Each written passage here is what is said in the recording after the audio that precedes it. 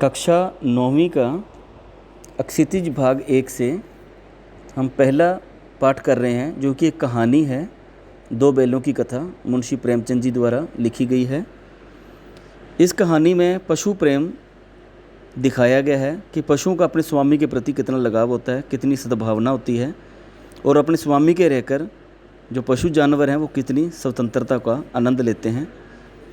इसमें साथ ये भी बताया गया है कि जो गधा है वो सबसे बुद्धिहीन समझा जाता है, जबकि गाय और कुत्ता भी अवसर आने पर खतरनाक हो जाते हैं। जैसे कुत्ता, अब कुत्ते को पता लगे कि हम उसको मार रहे हैं तो वो पहले ही भौंकना शुरू कर देता है, इंसान को काट भी लेता है। तो गाय भी अपनी रक्षा करने के लिए सींग मार देती है, लेकिन गधा अपने उसी सीधापन, अपने उसी बेवकूफ़ अड़ियल स्वभाव के कारण इसको सबसे बुद्धिहीन ही माना गया है। इसमें गधे का भी जिक्र हुआ है कि वो किस तरह से बुद्धिहीन होता है। और जो दो बैलों की कथा है, इसमें पशु प्रेम को चित्रित किया गया है कि किस प्रकार से अगर हम घर में कोई पशु रखते हैं, कोई जानवर रखते हैं, तो वो किस प्रकार से हमसे लगाव रखता है। इसमें झूरी के पास हीरा नामक और मोती नामक दो बैल हैं। दोनों बहुत सुंदर हैं, तंदुरुस्त हैं, और झूरी उनसे बहुत ज़्यादा स्नेह प्यार करता है। तो इसमें क्या है, झूरी का साला उन दोनों बैलों को अपने साथ अपने गांव ले गया, लेकिन बड़ी मुश्किल से हाँक हाँक कर ले गया, क्योंकि बैल उसके साथ जाना नहीं चाह रहे थे। तो जब वहाँ पर पहुँच गया तो उसने इन दोनों को बांध कर रखा और सूखा चारा खाने के लिए दिया।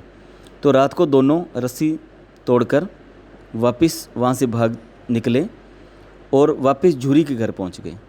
जब सुबह झूरी ने इनको देखा तो आसपास के लोग भी इकट्ठे हो गए, तालियां बजाने लगे, उन बैलों को स्वागत किया। लेकिन झूरी की पत्नी को जो अच्छा नहीं लगा।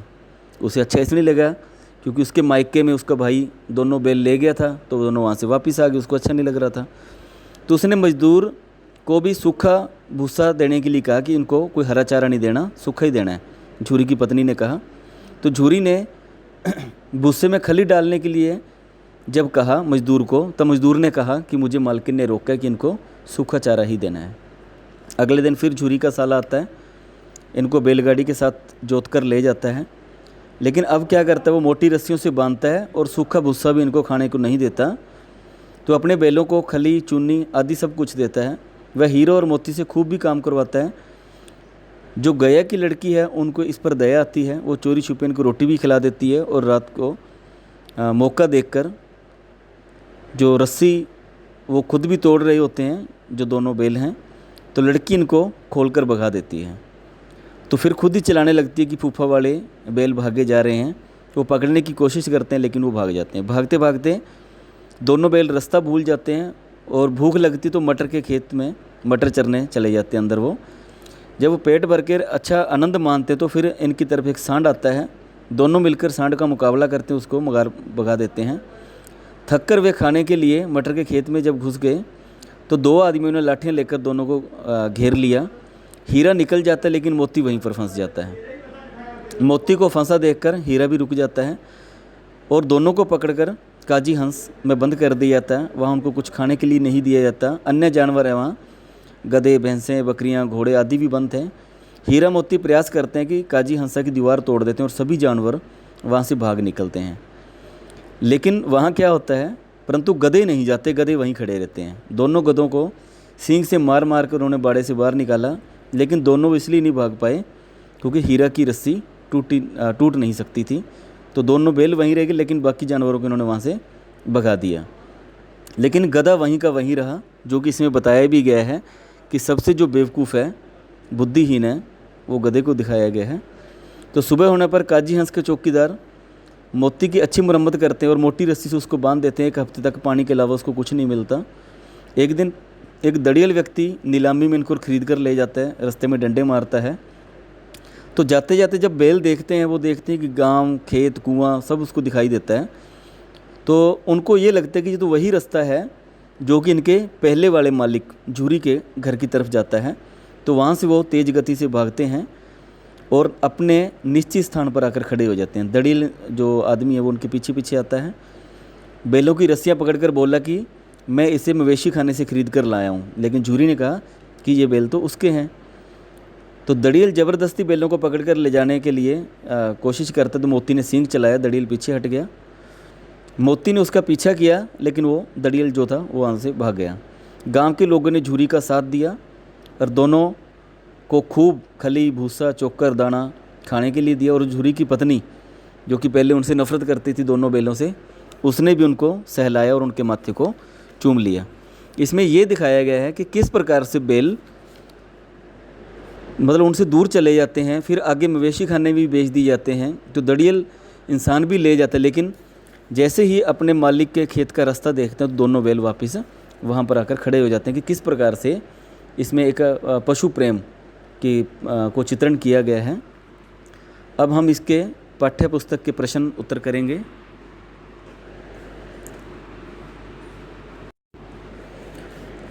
प्रश्न पहला है कि काजी हंस में कैद पशुओं की हाजिरी क्यों लगती थी। वहाँ हाजिरी इसलिए लगती थी ताकि पता चल सके कि कोई पशु कोई ऐसा तो नहीं है जो वहाँ पर मर गया हो या वहाँ से भाग निकला हो। प्रश्न 2, छोटी बच्ची को बैलों के प्रति प्रेम क्यों बढ़ रहा था। क्योंकि छोटी बच्ची की जो माँ थी वो मर चुकी थी, सौतेली माँ उसे मारती रहती थी। बैल भी जो थे दिन भर जोते जाते थे, लेकिन उन्हें भी डंडे ही खाने को मिलते थे। तो बच्ची को उन पर दया आई, तो इसलिए वो उनकी रस्सी खोल देती हैं। तीसरा है, कहानी में बैलों के माध्यम से कौन कौन से नीतिवर्षक मूल्य उभर कर सामने आए हैं। इसमें यह है कि लेखक ने किसानों और पशुओं के भावात्मक संबंधों का वर्णन किया है कि हीरा और मोती नामक बैल अपने स्वामी झूरी के प्रति कितना स्नेह करते हैं, जी जान से उसके लिए काम भी करते हैं। लेकिन जब उसका साला उनको साथ ले जाता है, उनको वहाँ आने के लिए चारा भी नहीं मिलता, तो वहाँ रस्सी तोड़वाकर वो वापस झूरी के घर आ जाते हैं। तो इसमें क्या है कि जो बैल हैं वो अपने स्वामी के प्रति बहुत ज़्यादा स्नेह रखते हैं, जबकि दड़ियल भी खरीद कर ले जाता है तो रास्ता पहचान कर वहाँ से वो वापस झूरी के घर चले जाते हैं। तो यहाँ उन्होंने अपनी स्वामी भक्ति का परिचय दिया है। प्रश्न 4, इस कहानी में प्रेमचंद ने गधे के किस स्वभाव को व्यक्त किया है और उसे मूर्ख का प्रयोग किस ओर संकेत किया है। जैसा कि इसमें हमने देखा कि गधे जो हैं उनको वहाँ से निकालने की कोशिश करते हैं बैल, लेकिन वो नहीं जाता। गधे को सीधा, सहनशील, आक्रोशी, सुख दुख में समभाव रहने वाला प्राणी दिखाया कि ऋषि मुनियों के सद्गुणों से युक्त बताया है कि वे उसे एक सीधा साधा पशु बताते हैं। उसके चेहरे पर कभी असंतोष की छाया नहीं दिखाई देती और रूखा सूखा खा के भी संतुष्ट रहता है, लेकिन उसके साथ साथ ये विशेषता भी बताई गई है। किन घटनाओं से पता चलता है कि हीरा और मोती में गहरी दोस्ती थी। जब वहाँ से काजी हंस से भागने का मौका मिलता है, जब एक की रस्सी वहाँ से नहीं टूटती तो दूसरा भी वहाँ से नहीं भागता, जबकि अन्य जानवरों को वहाँ से वो भगा देते हैं।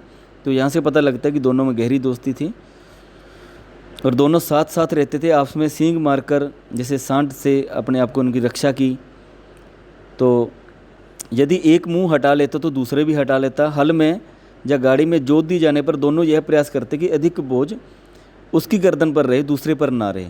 जब गया कि घर से मिलकर भागे तो वहाँ भी दोनों भागे, भूखे रहे तब भी दोनों रहे।